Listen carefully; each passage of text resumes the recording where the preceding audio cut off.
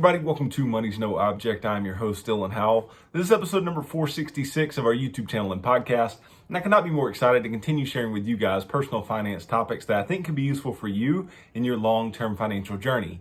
Today is Stock Market Monday, so we're going to talk about all the things that happened in this past week. We're going to talk about things that will be happening in the week to come, and we're just going to talk about the general sentiment in the market right now, which many of us know is not exceedingly positive, but I want to talk you through some things, keep you investing, even in what many are regarding as a bear market in even the S&P 500, even though we're not quite down 20%. So statistically, maybe not, but many are regarding this as a bear market in the S&P 500. So I want to keep you investing. I want to keep you consistent and tell you what you should be looking out for and what you should be doing, if anything, in these tumultuous times in the market. So stick around for a discussion of all that and more in today's episode. Before we get started, though, if you could go down below, hit the big red subscribe button, like this video, leave me any feedback in the comments down below, and I'll be sure to respond to anything you leave down there. If you're listening on Apple or Spotify podcasts, be sure to subscribe and leave me a review on either one of those platforms. Follow me on social media at MNO with Dylan. And that's really good supplemental materials to all the things I'm putting out in these long form episodes on YouTube and the podcast every single day.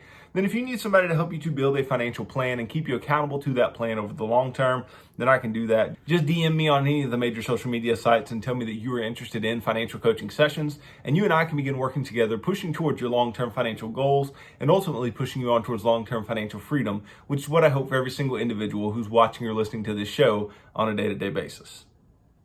Now, as many of you know, and if you don't know, you don't have to look, right?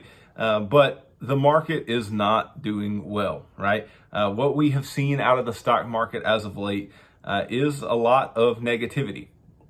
Now, that said, you just look back at this past week, and along with that negativity has been a fair amount of bounce as well, right? There's been a fair amount of jumping from certain lows in this negativity, and that is not uncommon, right? Seeing these extreme price spikes from one day to the next, whether they're positive or negative.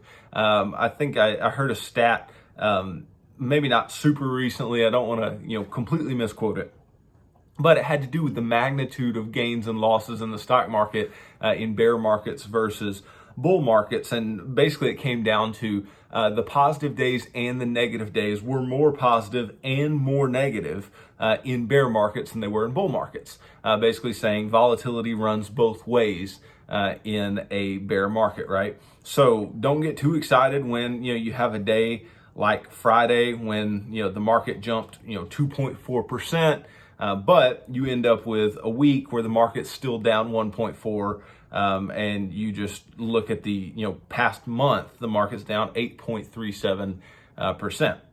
Now, I don't want to be a negative Nancy about everything that's going on in the market. How it's 16% on the S&P, below where it began the year. How we're lower from a year ago. I don't want to harp too much on those things, but I want to give you the tools to be able to work through these types of markets. Now, I know it's difficult. Especially if you're somebody who is retiring soon or has just retired or something like that, to look at a market like this and go, what do I do, right? I don't want to just put my money to work and immediately begin losing money. That's just absolutely no fun. I don't want to have to deal with that. And if you're already retired, seeing the money that you just invested or just picked an allocation for your beginning of retirement, seeing that money decline in value, whether you're in stocks or bonds, you're getting hit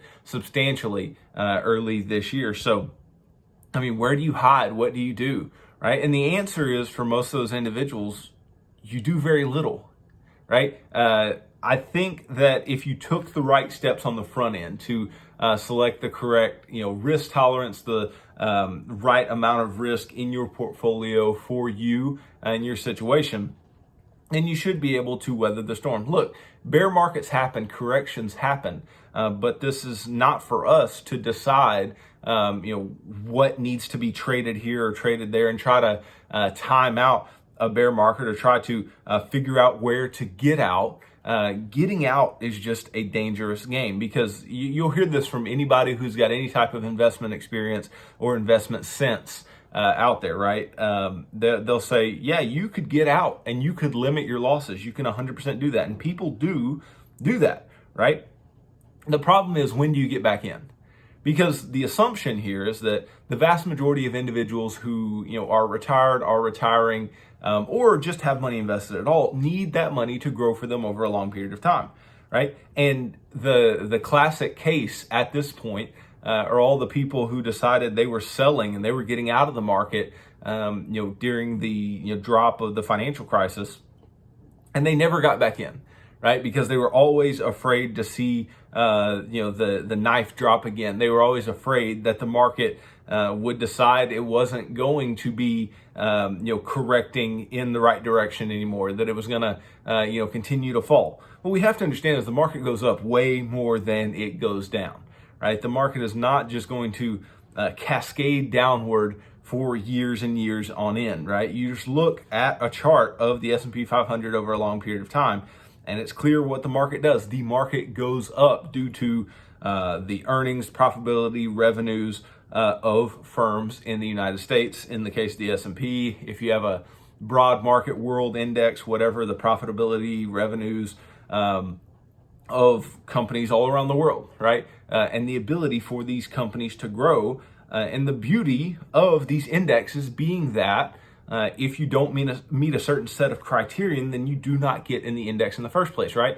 If a firm goes bankrupt, they get dropped from the index and replaced by another firm that doesn't go bankrupt, right?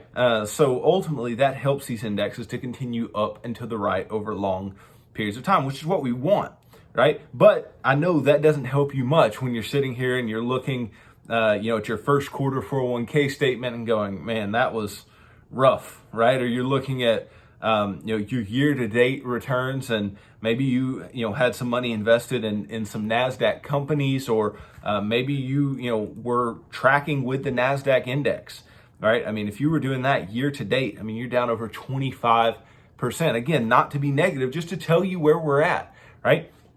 But let's put a little perspective on that number. Let's just say, even with the NASDAQ, where does this put us, relative to where we are today? Right. So the NASDAQ, if you just said, what would have been the equivalent of just going sideways for a period of time? Basically, what I mean is, when was the last time we were at this particular price level? You'd have to go back to November 6th of 2020 to be at the price level that you're at currently on the NASDAQ. And with the S&P, I would bet that it's not as wild as the NASDAQ. You wouldn't have to go as far back.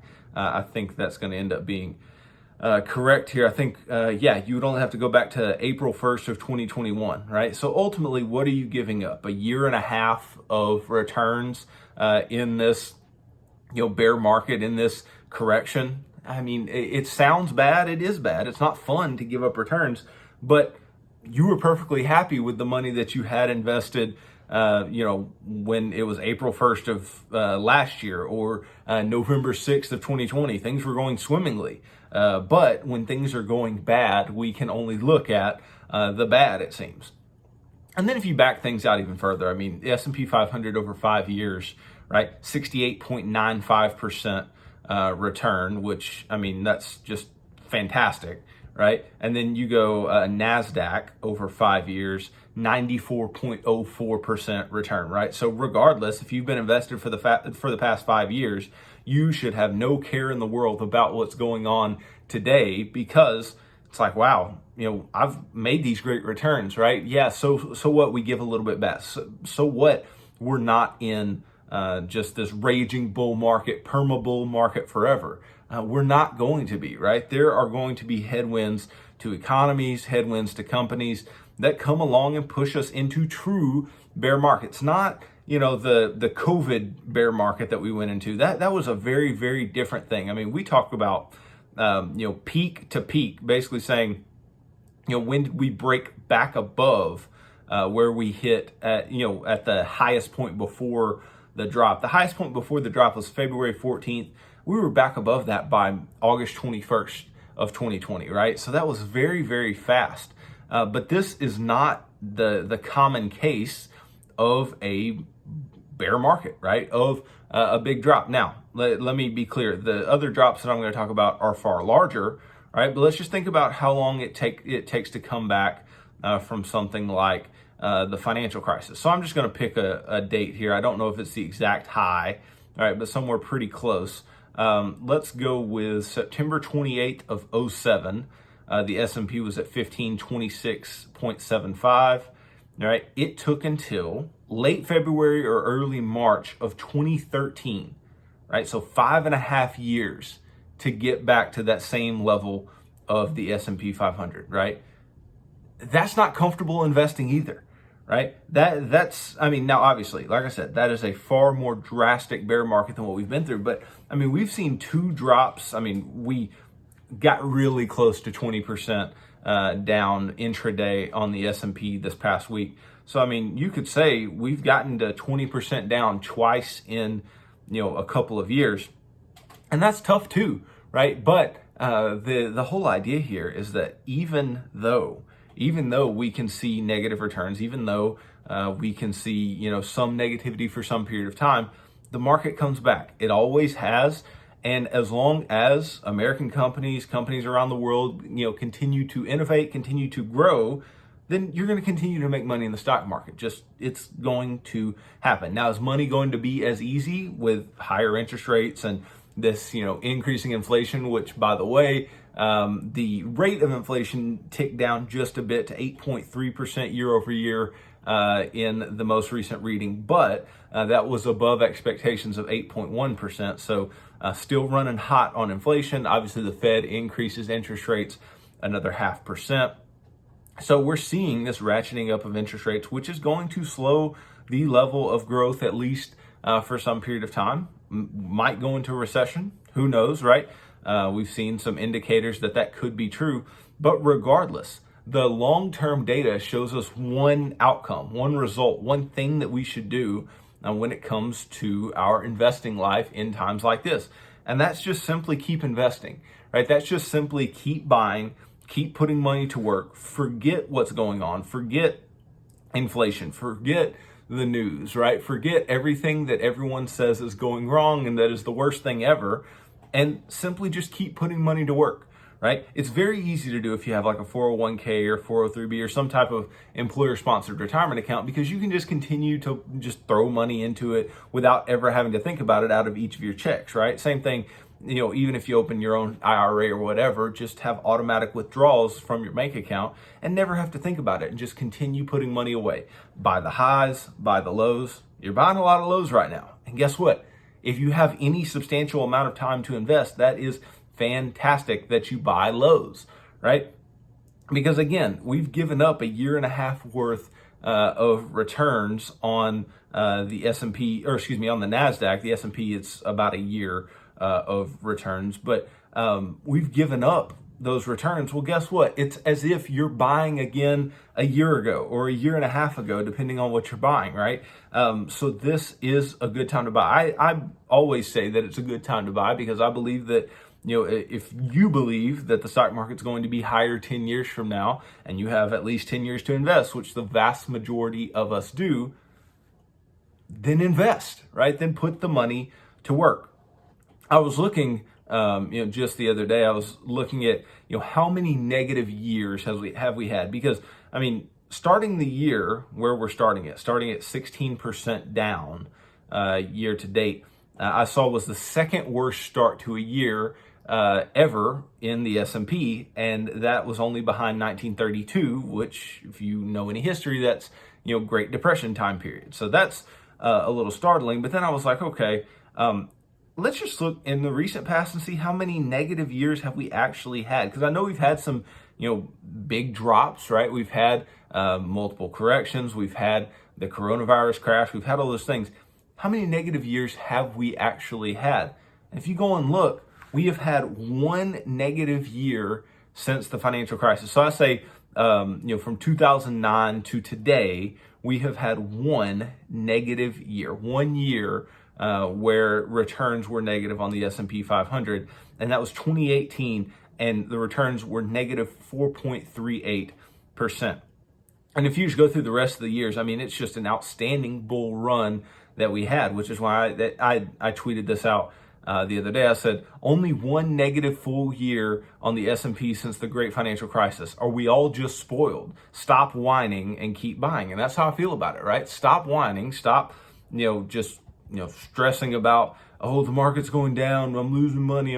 Stop whining and just keep buying, because the returns have been great. So these have been the annual returns since the great financial crisis. 2009, 26.46%. 2010, 15.06. 2011, 2.11. So that was a low year, but still positive. 2012, 16%. 2013, 32.39. 2014, 13.69. 2015, 1.38, still positive, right? 2016, 11.96. 2017, 21.83. Then you get your one negative year, 2018, at negative 4.38%. So not even that bad of a negative year, right? 2019, 31.49%. 2020, so you had a 33% drop in 2020, right? In February, March 2020, right? And you still had an 18.4% year on the S&P. Last year, 28.71% on the S&P, right? So these returns have just been out of this world. So the fact that we give a little back, who cares, right? I know it's not comfortable. I know it's not fun, but ultimately, who cares? As long as you have your proper investment allocation, you have your risk tolerance set properly for you and your household and your needs, then you're fine, right? Just keep putting money to work, keep investing.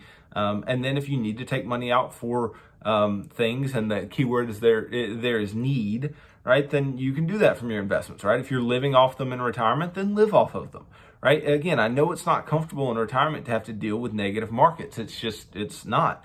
Maybe you have to make some adjustments, decrease your withdrawal rate, or whatever else. But ultimately, you must do something, right? You must make adjustments, do something that will allow you to keep living off of your nest egg over a long period of time. But there have been very rare instances where you so badly timed retirement that the market just destroyed what you had going, right? More often than not, if the market ruined your retirement, it's because you probably weren't that ready to retire on that nest egg anyway. That nest egg wasn't big enough anyway. But if you have a big enough nest egg, if you have some conservative assumptions about your retirement withdrawal rate and all those types of things, then you should continue to be perfectly fine, right? And it's not like you're pulling all your money out at lower returns, right? You're just taking out what you need for that month, and you just continue on. And you may have different strategies. You may use the bucket strategy or the 4% rule or whatever. Obviously, with inflation, the 4% rule, you'd have to continue adjusting upward the withdrawal rate, because you're going to need more money if inflation continues to persist. So all those things to say, retirement can be tough in down markets. But if you're nowhere near retirement, my goodness, if you're my age, stop even caring, right? And just buy. Put money to work. I mean, there are individual companies that you could put money to work in, sure, but I mean, I just feel way more comfortable in down markets just buying the market, right? Buy the whole basket. Yeah, of course, if you're buying a lot of individual securities in the first place, yes, you can get much higher bounces from individual securities, sure, right? But if you're just talking about buying, a diversified basket of assets at a steep discount, then yeah, I would love to do that. I'd love to buy the 500 best companies in the U.S. At a 16% discount. I would love to do that, right? Now, are they properly priced today? Probably so, right? But I would just love to continue buying, because I know later on, the data shows it is going to be beneficial for me. I'm going to make money by buying right now and by not taking my money out right now. Now, whether you consider this a bear market or not, that's up to you, right? Whether you're looking at the statistics or not.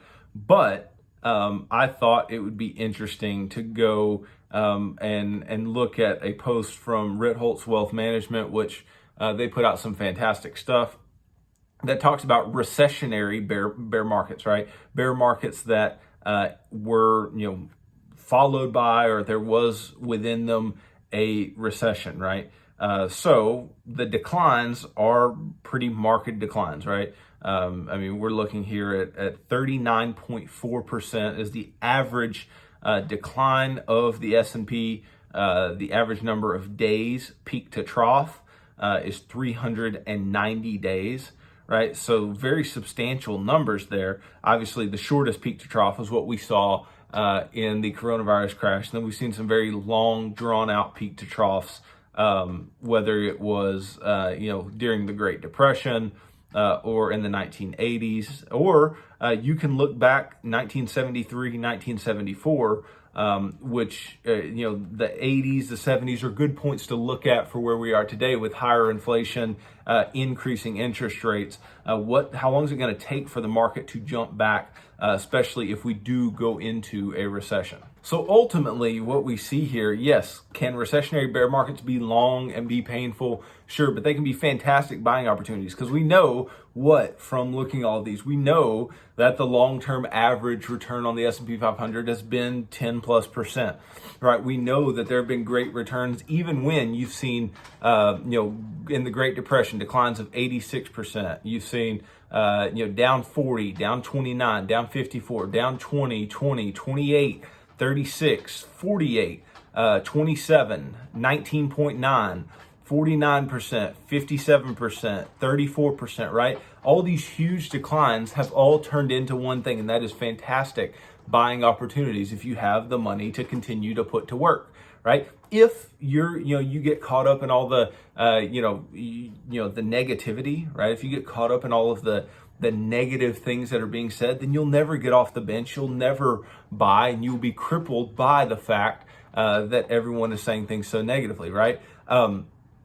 The quote that they put out with this post of these returns of recessionary bear markets is, the problem is trying harder does not guarantee better results. Doing more offers the illusion of control, but often hurts performance more than it helps, especially when emotions are running high. And emotions run the highest when When markets are down, when there's a bear market, when you're seeing negative returns, then emotions are running very high, right? And you feel like, I need to do something in order to In order to increase my returns or decrease my losses, right? But ultimately, like I was saying earlier, the getting back in is the problem. The deciding what else to do other than just sell is the problem. And so you try to do a lot, and it ultimately just continues to hurt you. So if you don't, you need to have some consistent pattern of investment, right? You need to be systematically putting money away into something that you believe in over long periods of time. I like index funds. I like, passive, mutual funds and ETFs and things like that you can continue to put money in over long periods of time, and that money will continue to grow. Of course, there will be bear markets. Of course, there will be corrections. These things aren't new, right? But what is new is the fact that we just had the biggest bull market that we've ever seen, right? We just had the biggest returns I just read off those returns to you. We had some of the biggest returns that we have ever seen, consecutively year after year, just the stock market being an absolute killer, right? And then we come off of that with this euphoria. We have a whole group of investors that haven't really felt the pain, right? They haven't felt what a long, drawn-out bear market feels like. And I myself have not even felt what a long, drawn-out bear market looks like, right? But I do know this. I know that 2020 was good practice, right? I know that the coronavirus crash was a good practice. I know that my convictions and my understanding of markets can be very helpful. And I would implore you to learn more, seek out more information, watch this, the episodes of my show, listen to the podcast, right? And learn more about what's going on and what, happens within the markets, what, long-term data looks like, and you will be better equipped to make the right decisions consistently. Because I have no doubt that if we had a prolonged bear market, then I would just continue doing one thing, and that is buying and buying and buying. And it's not because I'm better, and it's not because I know all these things, whatever. No, it's just I've studied this. This is something I'm interested in. It's something that I know is very important, and I've put time into understanding the data. And once you understand those types of things, you are far more likely to make the right decision. So please dig into those types of things and learn more. And as you learn more, you will be more equipped to make better decisions. Now, is all this today to say that we are heading headlong into a recession? Is it saying that we're going to have the worst bear market ever? We're going to hit a statistical bear market? No, because I don't know any of those things. I don't know any of those things to be true, right? But what I do know is that nobody likes watching the value of their money decline, right? What I do know is that individuals who need income early on in retirement are hurting. I know that new investors who tried to jump in during coronavirus and get some of the easy money, maybe even did, they're being scared away from financial markets. And I just want to encourage you to get in there. I want to encourage you to buy when it's cheap, right? Strike while the iron's hot. Be greedy when others are fearful, and fearful when others are greedy, right? Others have been greedy for a long time, right? But now it's your chance to be greedy because others are 100% fearful at this point, right? Whether they're fearful of inflation or the subsequent interest rate hikes, or war or whatever they're afraid of, they are afraid, and the market shows it, right? And it's your chance to take advantage. And let me tell you, you are not likely to see a short-term just spike based on the buying that you do. You're not going to see immediate outcomes to the positive side from the buying that you do when prices are low. But over long periods of time, it will increase your returns. It will increase the growth of your money, and then the amount of money that you ultimately have in your account, retirement accounts, brokerage account, whatever, over a long period of time. So my message doesn't change. Keep investing, stay positive, right? Know what's going on, be very clear, be very understanding, but don't get so bogged down in it that it scares you off. Don't get so afraid of what's going on that you pull out and go to the sidelines, because getting back in the game after being on the sidelines is just it's an extremely hard thing to do, right? So stay in the game, keep playing, keep pushing forward, and I have no doubt that it will benefit us all over a long period of time, right? Bear market or not, bull market or not, just keep buying. So thanks for watching this episode. If you could, go down below, hit the big red subscribe button, like this video. Leave me any feedback in the comments down below, and I'll be sure to respond to anything you leave down there. If you're listening on Apple or Spotify podcasts, be sure to subscribe and leave me a review on either one of those platforms. Follow me on social media at MNO with Dylan. And that's really good supplemental materials to all the things I'm putting out in these long form episodes on YouTube and the podcast every single day. Then if you need somebody to help you to build a financial plan and keep you accountable to that plan over the long term, then I can do that. Just DM me on any of the major social media sites and tell me that you are interested in financial coaching sessions. And you and I can begin working together, pushing towards your long-term financial goals and ultimately pushing you on towards long-term financial freedom, which is what I hope for every single individual who's watching or listening to this show on a day-to-day basis. So tune in tomorrow as I continue talking about personal finance topics that I think could be useful for you in your long-term financial journey. So thanks for tuning into this episode of Money's No Object. I'm your host, Dylan Howell. God bless.